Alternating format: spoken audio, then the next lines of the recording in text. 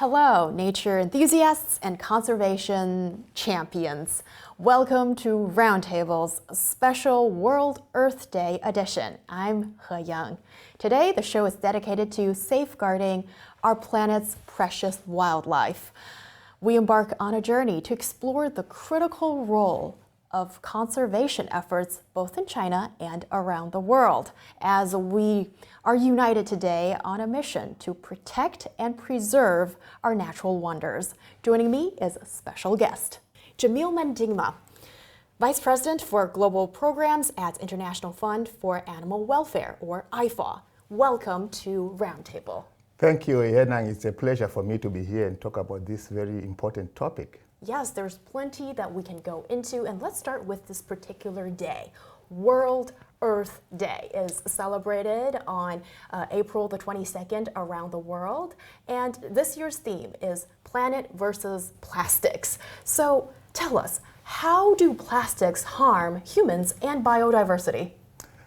It's a great, issue for the world to gather and celebrate the Earth, and we are clearly witnessing the deterioration of the Earth.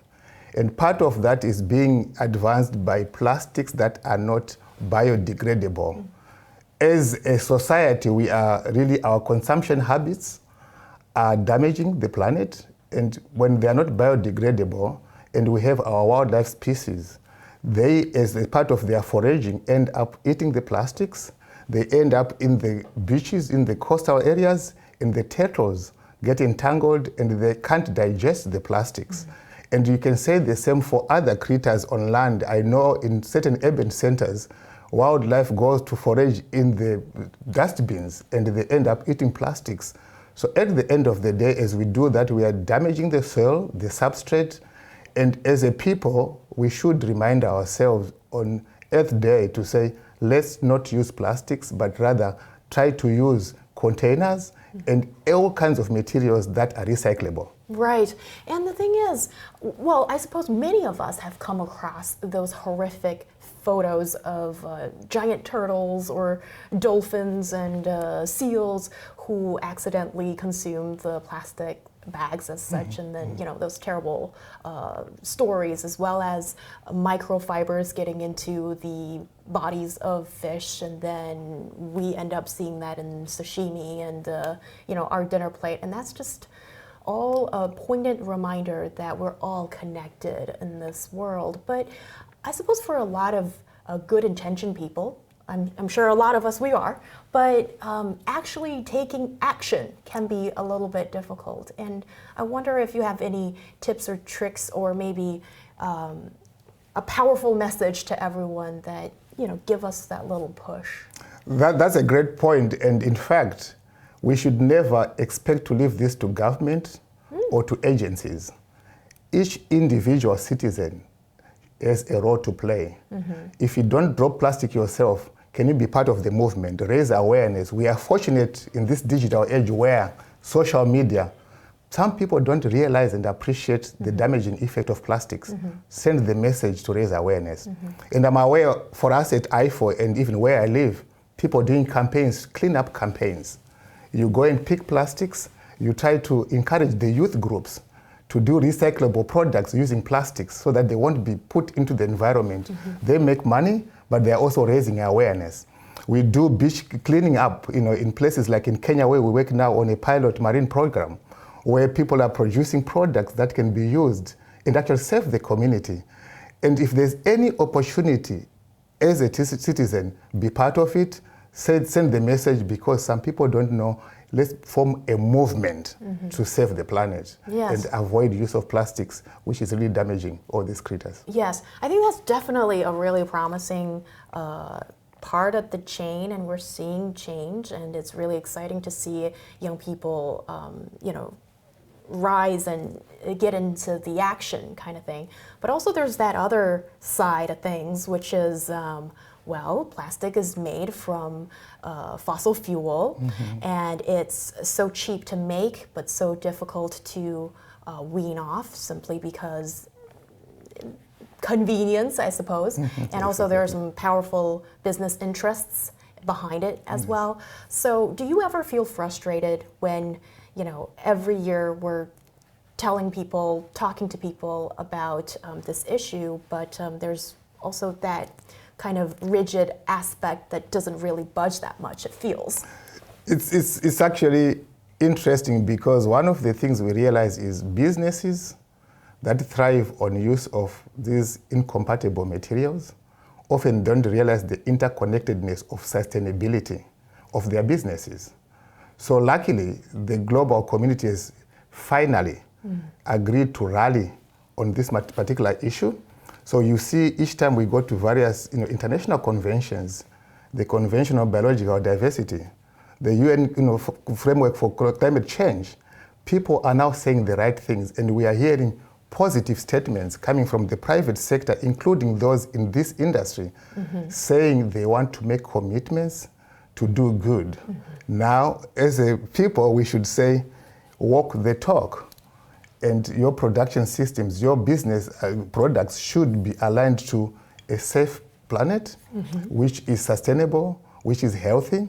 And one way of doing that is to stop continuing to produce plastic and look at other materials that are good. But the business community has a big role. That's where the money is. They can plow it back to restore and as part of the loss and damage, which they should actually contribute towards. Yes. And there's a lot of work that needs to be done. There is a lot of work that needs to be done. That's where the balance between money and what we need to do for sustainability and for the future generations. And in fact, what we are as a people is driven by the functionality of the ecosystems, and we are damaging it through the plastics and many other things that we do that are not compatible.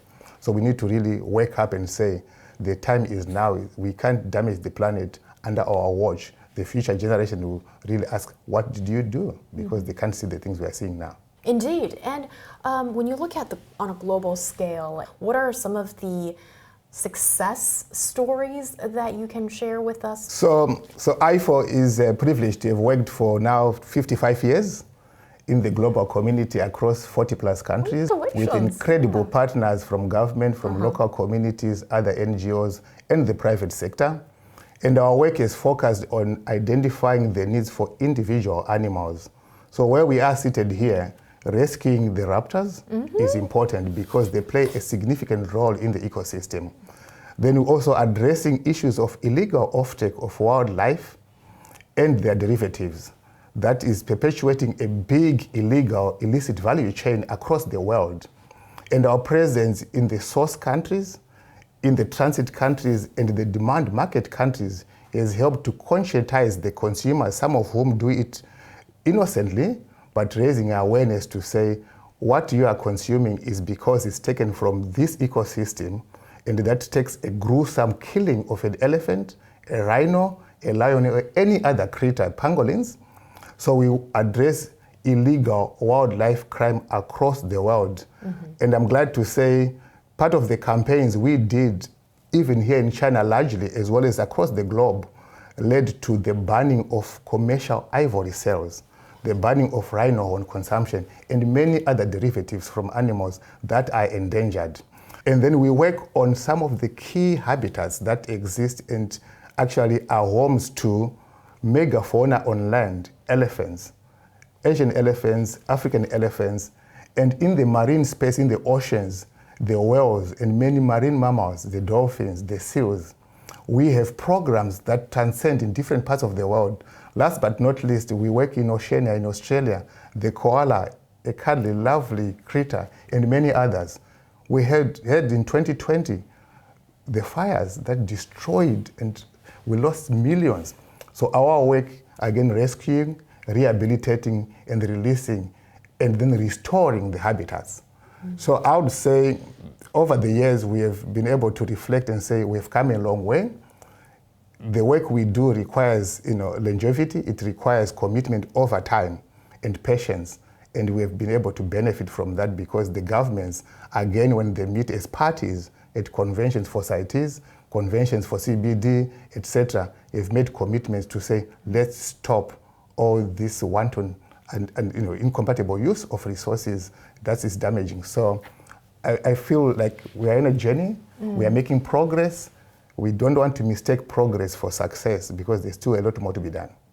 When you talk about the ban of ivory trade, I know that here in China in 2018, that was the big year when everything was official, like the processing of ivory products, as well as sales, that's all, prohibited. And I think it takes time, but it's also great urgency for, the local peoples in respective countries to sort of understand the situation and get people on board. And here we're seeing that happen. And there has been great interest in wild elephants in this country in recent years. Yes. So you mentioned Asian elephants, and I'm curious, when we talk about African elephants, how are they different from their Asian brothers and sisters here? And what about the protection schemes? Are they any different? Yes, could you lend us some of your expertise? It's interestingly, IFAW chose to use elephants as our flagship species because they are big influencers on how the ecosystems function. And for now, we have prioritized focusing on the African savanna elephants in East and Southern Africa. We actually call them the gardeners or engineers of the ecosystems because they are so massive. If they pass through a thick forest, they destroy it and they open it up. And as they do that, they allow undergrowth. Where they step, those kind of footprints hold water and create a microclimate for other microbes that are important for the function. When they eat, they spread seeds. So then the equivalent of that, like you say, is the Asian elephant, which also is the shaper of the ecosystems in Asia. Their numbers are much lower than African elephants. Their space, habitats, has been shrinking over the years. And that's a parallel to also what we see in Africa. Part of the reasons is because of justified quests for humanity to improve our well-being through development, through modernization, cities, mega highway and railways, and many other food production systems. But what we are saying as an organization and why we are working on elephants is these creatures can only survive and thrive in habitats that are suitable. And once we lose those habitats, we cannot rebuild them because they take ages and they are very unique. And they are very intelligent creatures that know where they go. So their passages from generation to generation are the same. They may veer here and there because we've blocked by a fence or by a farm. So the parallels essentially are elephants need large space, both in Asia and in Africa. And as an organization, we have committed to an initiative we call Securing Room to Roam for Elephants. And what that means is negotiating with governments, with local communities and private landowners to zone the areas and identify where elephants do well and thrive, because owners of land are proud of elephants and other wildlife. And then how do we set it aside so they can connect and move? And as they do that, they are able to adapt and respond to maybe situations where there's less water, there's less browse, but they still can survive and be able to be in other areas. And that situation obtains in Africa and also in Asia. And here in China, luckily, there is commitment from the top level, from government, from the relevant agencies and communities in southern China, where the Asian elephants are really building from very low numbers, a few years back, but now really at a point where they are like 100% in number to almost 300 now, which is a good story to tell because they're important. They are very important, but the numbers are not huge. So it used to be 180, around that number, in the 1990s in this country, and it's blossomed to a precious 300 now. And I remember speaking with one of your project managers in China. She spoke about setting up and operating an organic honey program. It's persuading the local people, instead of doing maybe much farming or come into conflict with the elephants, but you farm honey. How are these balancing acts coming about when when essentially, I guess we're talking about humans and animals fighting for resources in space? Yes. The honey is one part of it.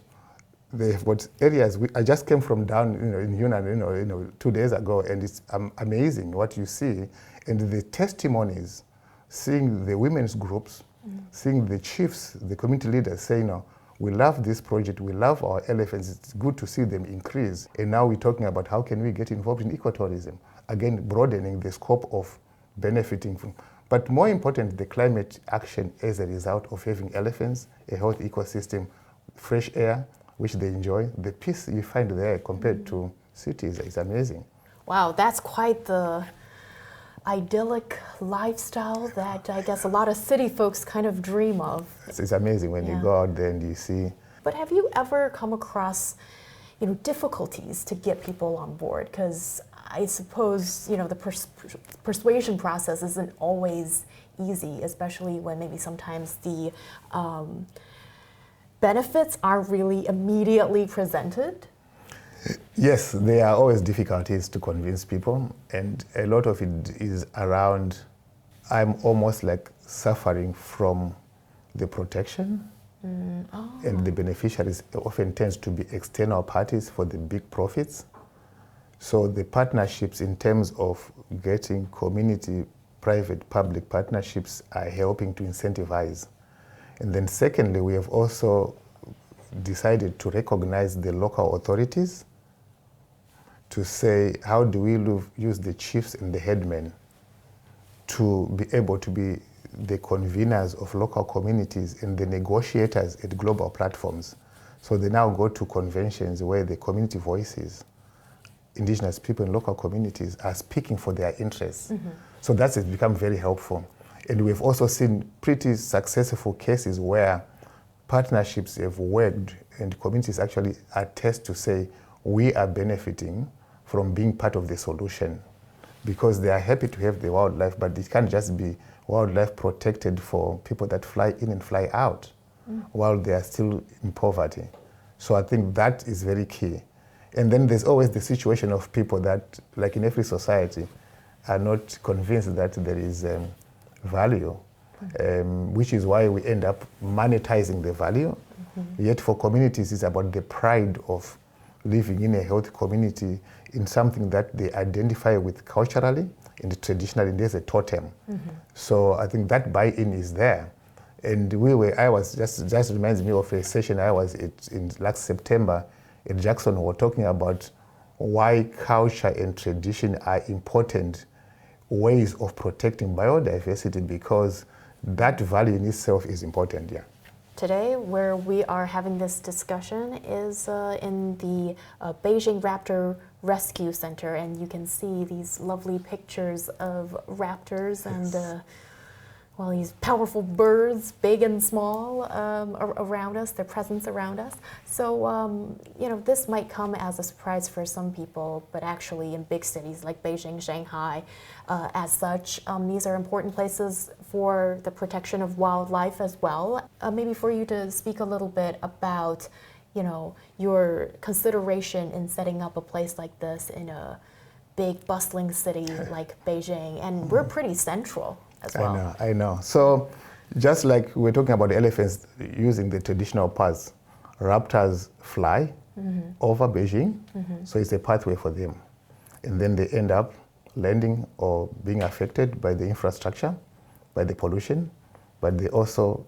So being able to partner with the Beijing Normal University brings in the scientific competence and practices of how we are able to rescue the raptors, rehabilitate them, and get them back to the wild. And that in itself is fantastic to do in a big city like Beijing, where we've got the best of brains contributing to our teams that are fantastic and committed to one of IFAW's biggest values of every individual animal matters, because it has got a role in the system. So it is proud to come here and talk about over the last 30 years, we have rescued over 5,000 raptors and been able to rewild 55% plus of those. That's a good story to tell. Our wish is to rewild all of them, but we just do our best.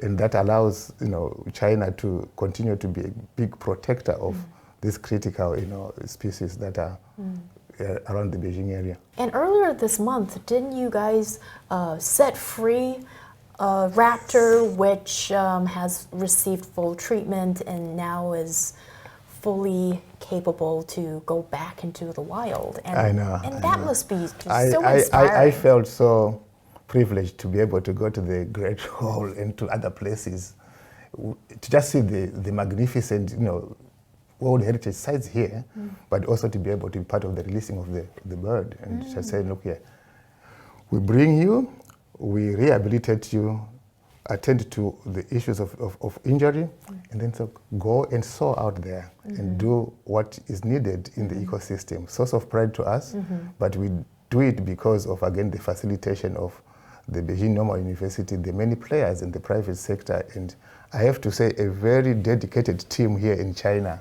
I can't say enough about how I appreciate my colleagues that work here, long hours, but the passion. You don't do this work for material benefits. It's good to be rewarded, but the most value is passion and what we do, and that's what we do. And this team and the work here is a pure testimony of exactly that. So there are some good people out there and also, who work in this, but some people aren't just that interested. So why should we care? Let's talk to, everyone about this. Right, what can you do and why is it important? The water, the air, and everything you take for granted is a result of a balanced ecosystem. And the work we do with raptors, with Asian elephants, with protecting ecosystems is what ends up making you feel proud and enjoy the luxuries you do in cities, in communities. The food you eat is only produced and only healthy if we maintain that balance. And that is why we should care. What can you do? Spread the message, raise awareness, do something about it, and play your part. And that's how we can save the planet and save ourselves. This is CGTN Radio. Hear the difference.